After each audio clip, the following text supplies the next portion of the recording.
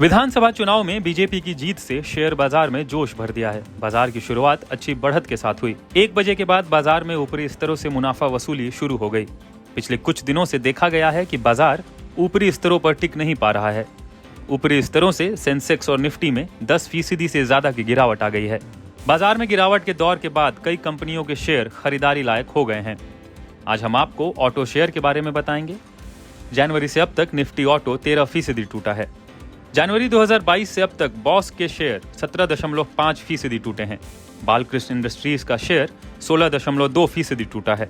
अशोक लेलैंड का share 13.4%, Tata Motors 13% और Mahindra and Mahindra 12% गिर चुका है। इसके अलावा आयशर मोटर्स 11%, एक्साइड और टीवीएस मोटर्स का शेयर 10% टूटा है। हीरो मोटो का शेयर 5.6% टूटा है। ऊपरी स्तरों से गिरावट के बाद अच्छी ऑटो कंपनियों के शेयर खरीदारी लायक हो गए हैं।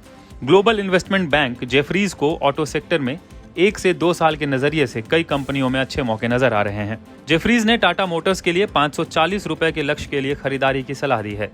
मारुति सुजुकी में 9100 रुपए के टारगेट के लिए खरीदारी की सलाह दी गई है। आयशर मोटर्स के लिए 2725 रुपए का लक्ष्य दिया गया है। बजाज ऑटो में 4000 रुपए के टारगेट के लिए खरीदारी की सलाह है।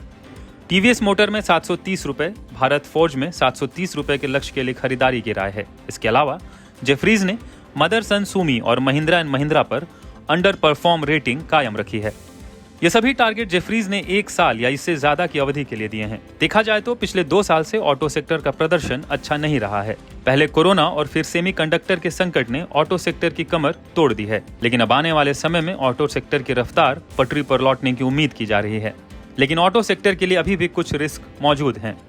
मसलन कमोडिटीज की बढ़ती कीमत, मेटल्स की कीमतों में उछाल से ऑटो कंपनियों की लागत बढ़ गई है, जिसकी वजह से कंपनी के मार्जिन पर असर पड़ रहा है। इसके अलावा कच्चे तेल की बढ़ती कीमतें भी ऑटो सेक्टर के लिए बड़ा खतरा हैं। भविष्य में ब्याज दरें बढ़ने का खतरा, इससे ऑटो लोन महंगे हो जाएंगे, लोग नई गाड़ी खरीदने से कतराने लगेंगे। कुल मिलाकर बड़ी ऑटो कंपनियों पर निवेशक दांव खेल सकते हैं, जिसके वैल्यूएशन ऊपरी स्तरों से हल्के हुए हैं। वैसे बिस तक हमेशा सलाह देता है कि शेयर बाजार में निवेश से पहले हमेशा किसी एक्सपर्ट की सलाह लेनी चाहिए, वरना बड़ा नुकसान उठाना पड़ सकता है।